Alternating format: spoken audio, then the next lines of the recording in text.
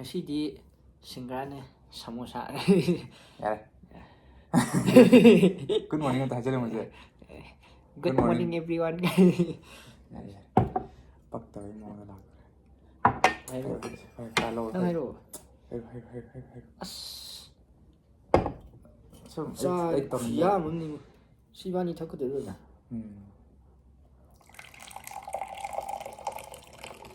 ꯑꯩꯅ ꯂꯣꯟꯕꯅꯤꯀꯣ ꯏꯔꯨꯖꯗꯕꯤ ꯌꯥꯔꯦ ꯌꯥꯔꯦ ꯑꯩꯅ ꯌꯥꯔꯦ ꯍꯥꯏꯗꯣ ꯑꯩꯉꯣꯟꯗ ꯀꯣꯟꯅꯔꯣꯏ ꯍꯥꯏꯅꯤꯗ ꯑꯣ ꯂꯦꯝꯗꯣꯏꯅꯦ ꯅꯦꯞꯀꯤꯟꯁꯦ ꯐꯨꯔꯤꯠ ꯑꯗꯨꯝ ꯑꯣꯏꯔꯅꯤ ꯑꯍꯥꯟꯕꯅꯤꯁꯦ ꯃꯥꯏ ꯂꯣꯜꯂꯤꯁꯦ ꯑꯗꯨꯁꯨ ꯃꯄꯨꯟꯁꯤꯒꯤ ꯑꯍꯥꯟꯕ ꯆꯪꯈꯪ ꯅꯪ ꯀꯔꯤ ꯈꯪꯅꯔꯤ ꯑꯍꯤꯡꯗ ꯂꯣꯜ ꯊꯛꯏ ꯏꯔꯨꯖꯗꯕꯤ That's crime. Cheers ꯇꯧꯁꯤꯔꯣ ꯈꯔ ꯈꯔ ꯆꯥꯎꯕ ꯑꯃ ꯁꯥꯒꯩꯗꯤ ꯍꯧꯕꯒꯤ ꯇꯦꯡ ꯇꯦꯡ Cheers cheers cheers ꯌꯥꯔꯦ ꯆꯤꯌꯔꯁ ꯌꯥꯝ ꯆꯤꯌꯔꯁꯀꯤ ꯃꯤꯔꯣꯅ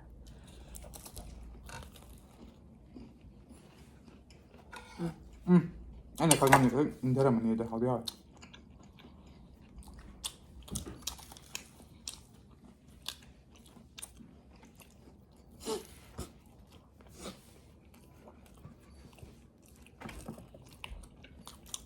ꯍꯥꯎ아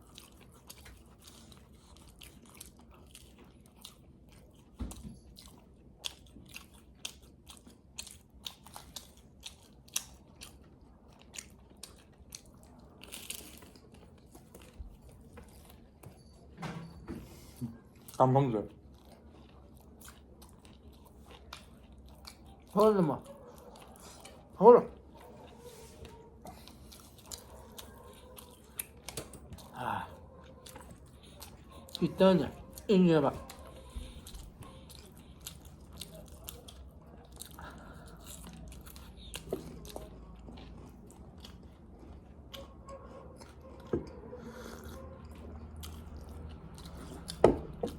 하와 할 거야 나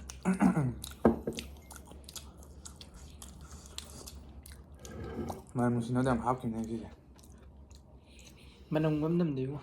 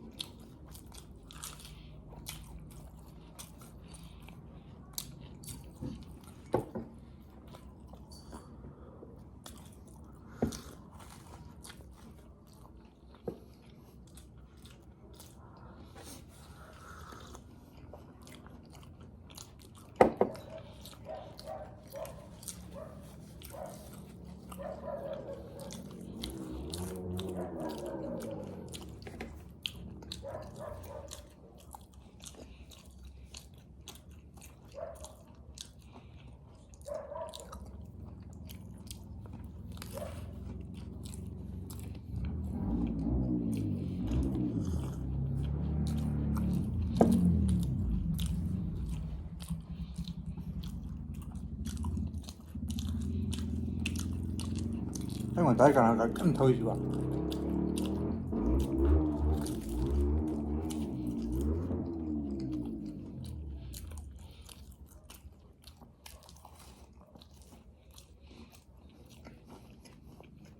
딱 싸도 그래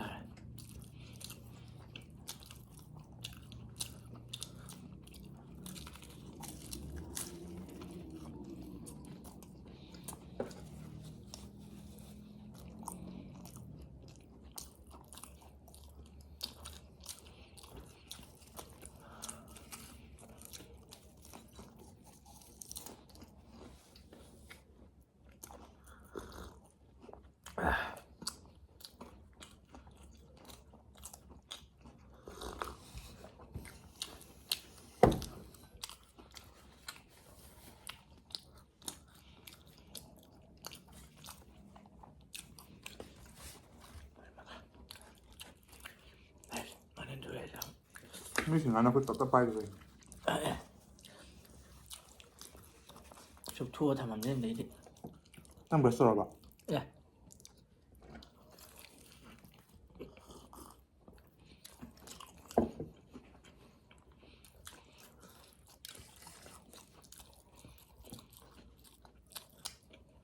Cô ghê bây giờ sao bây giờ vậy ya này ya nah ngayon nasa kao na haji tanda dara ko na kasi na kayo sa masala ay na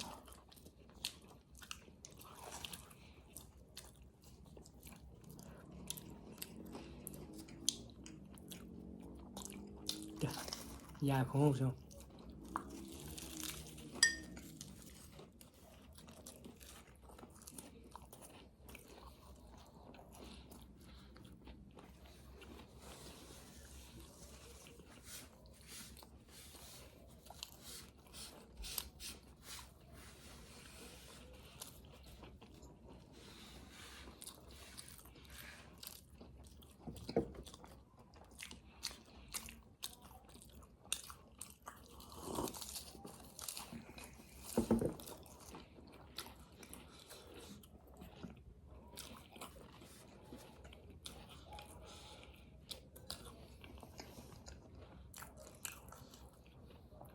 one two three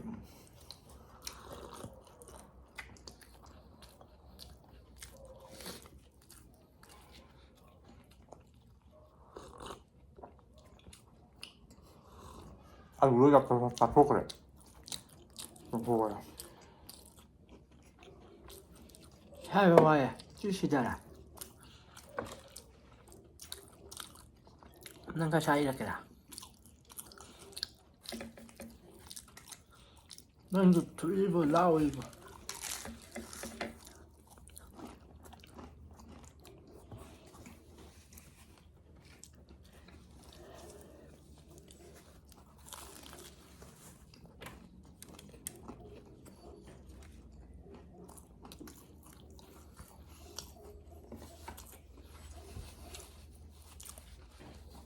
몰래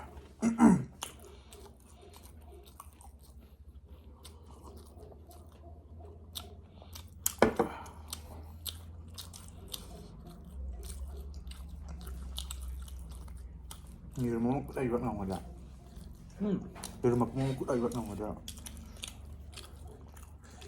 nè cái gì nó dội gì vậy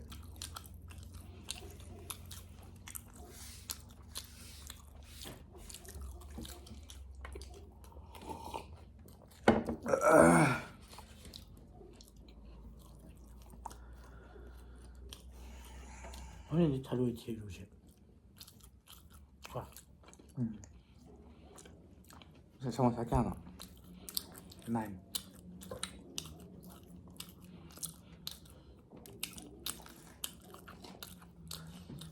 행복하는 삶.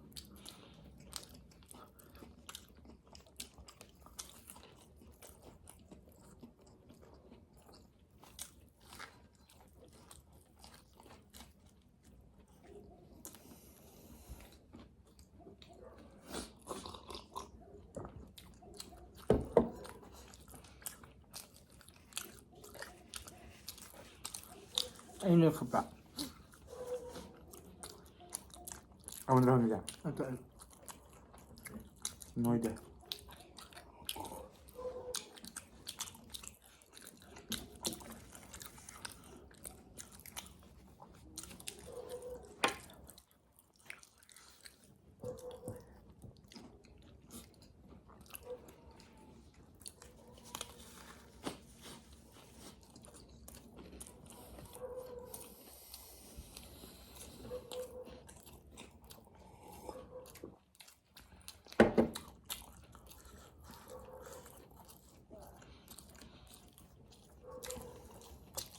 quá đấy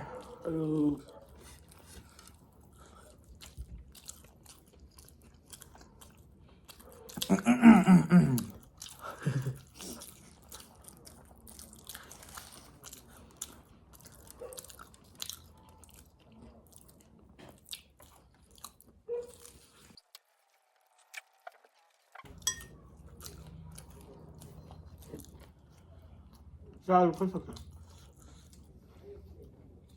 Kìa bác. Sao cũng không thích rồi. Thật kìa.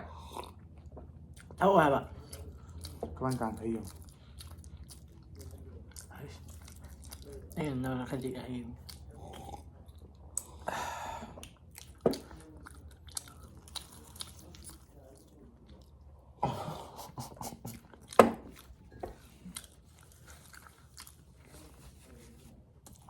Em riêng đâu tôi tổng nói.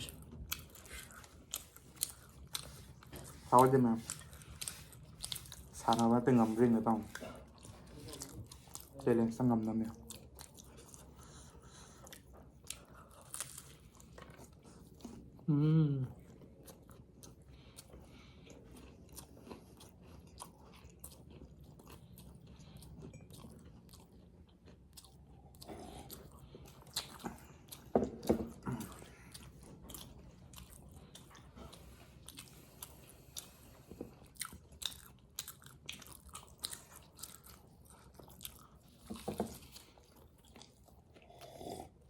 Trời thấy rồi.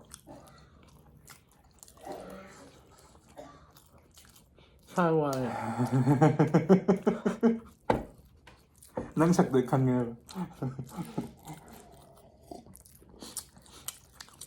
Presto vậy mà khoản tán. My Last one. teach. Yeah, why was that? Why was it stuff? Tại ạ. Nó teach. But Sao lại ngon? Cái nó dài rồi. my teach. Mày thích tại ạ. Nó dài wow bro. Sai. Do you like that? My zoo is tại ạ. Wow, so English. Yeah.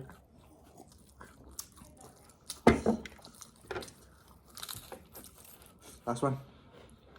Good morning everyone. Nó nhiều như hạt luôn. Một tầm dưới ra kể vậy sai. Ở đây tao tôi Sai để xem nhỉ, tua. Một tầm ra.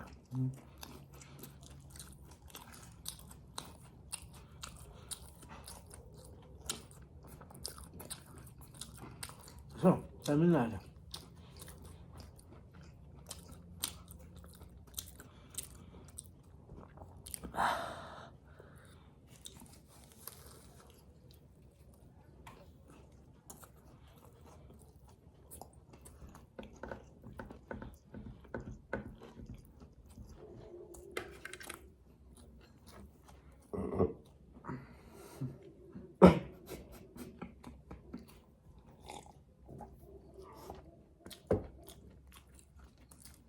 Tung này mới được bài nữa.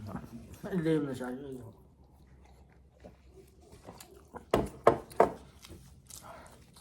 Thật à?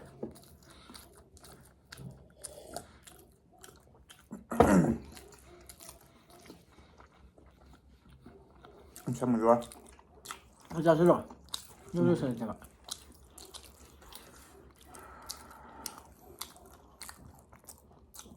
Last bite of the Cái ra sắp rồi. Mapan. Aduh, ternyata. Silence.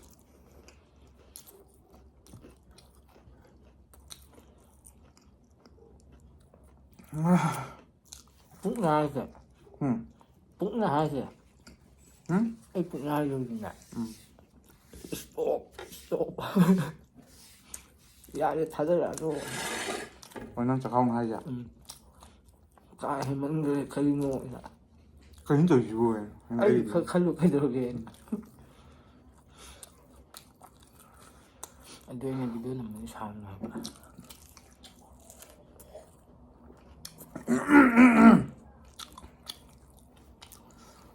Ngấm đấy.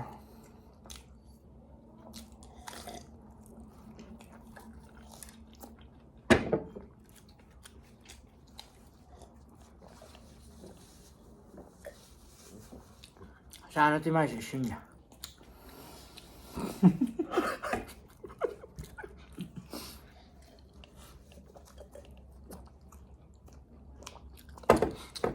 Các anh ngăn cái gì rồi không này? Hả? Mà tìm thấy ai?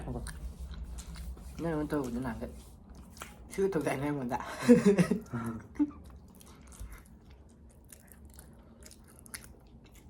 Sao nó mi không có tiền.